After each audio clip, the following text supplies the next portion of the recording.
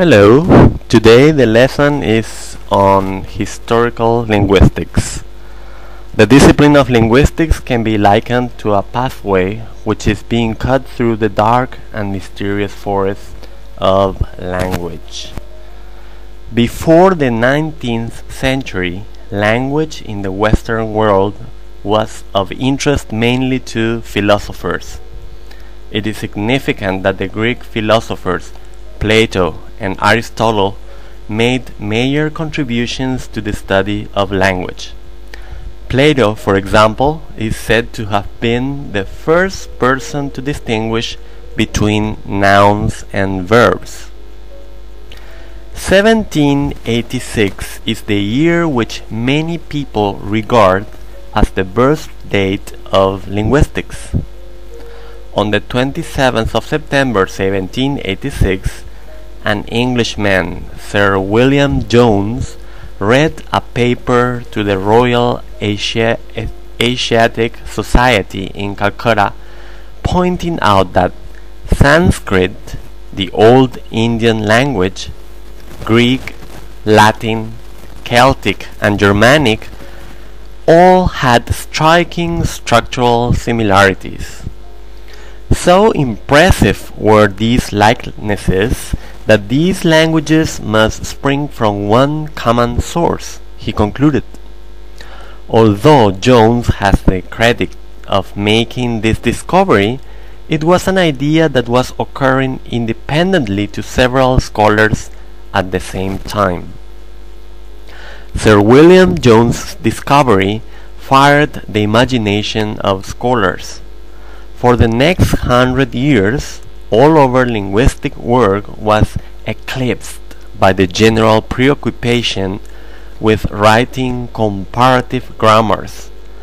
Grammars which first compared the different linguistic forms found in the various members of the Indo-European language family, and second, attempt to set up a hypothetical ancestor, Proto-Indo-European, from which all these languages were descended.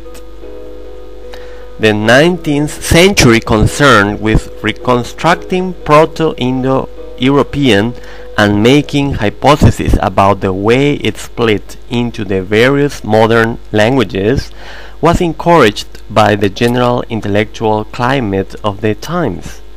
In the mid-19th century, Charles Darwin published his famous Origin of Species, putting forward the theory of evolution. It seemed natural to attempt to chart the evolution of language alongside the evolution of species.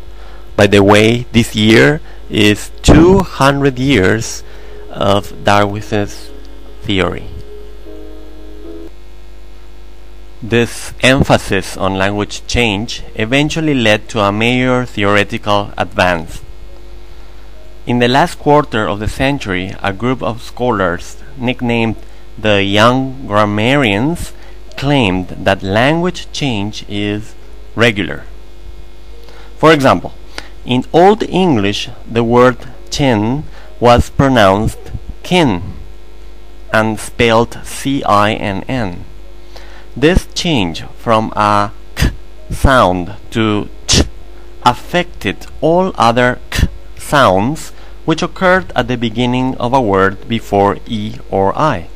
So we also get chicken, child, chip, chill, cheese, etc., etc., all of which originally had a k sound at the beginning, meaning that the pronunciation before was kicken, killed, kip, kill, keys, etc. Although these claims were modified to some extent, it was an important step forward for linguists to realize that language changes were not just optional tendencies, but definite and clearly statable laws. In the 20th century, the emphasis shifted from language change to language description. Instead of looking at how a selection of items change in a number of different languages, linguists began to concentrate on describing single languages at one particular point in time. If any one person can be held responsible for this change of emphasis, it was the Swiss scholar Ferdinand de Saussure, who is sometimes labeled the father of modern linguistics. Amazingly, he died without having written any major work on general linguistics, but his students collected together his lecture notes after his death and published them under the title Course in General Linguistics. His contribution was his explicit and reiterated statement that all language items are essentially interlinked. This was an aspect of language which had not been stressed before. Nobody had seriously examined the relationship of each element to all the others. He was the first to suggest that language was like a game of chess, a system in which each item is defined by its relationship to all the others. His insistence that language is a carefully built structure of interwoven elements initiated the era of structural linguistics. In America, Leonard Bloomfield published a comprehensive work entitled Language, in which he attempted to lay down rigorous procedures for the description of any language. He considered that linguistics should deal objectively and systematically with observable data. So he was more interested in the way items were arranged, the syntax of the language, than in meaning, semantics. The Bloomfieldians laid down a valuable background of linguistic methodology for future generations. In 1957, linguistics took a new turning.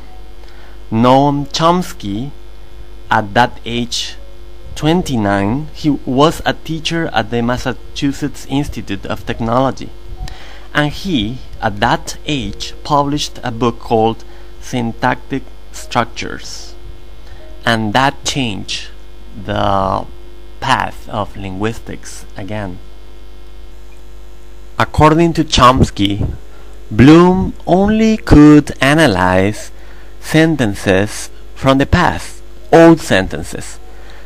Chomsky said that Bloom's theory lacks of creativity, and with creativity you can analyze even future sentences.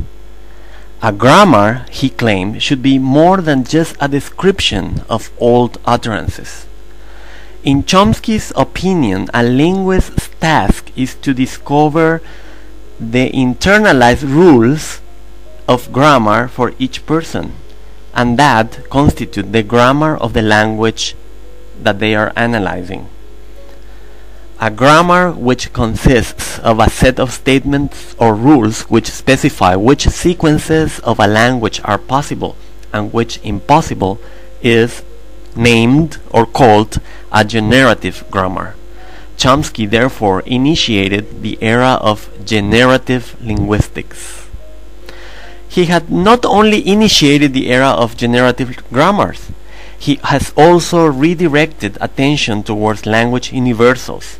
He points out that as all humans are rather similar, their internalized language mechanisms are likely to have important common properties. For example, all languages have ways to say yes or no. All languages have ways to name man or woman. All languages are equally complex. There are no primitive languages, etc. So this lesson has sketched out the main directions taken by linguists in the past 200 years. Now I'm going to dictate you some questions. So get your notebooks and a pen, and question number 1 is, Why were 19th century linguists so interested in historical linguistics? Why were 19th century linguists so interested in historical linguistics? Number 2, why is de Saussure an important figure in linguistics?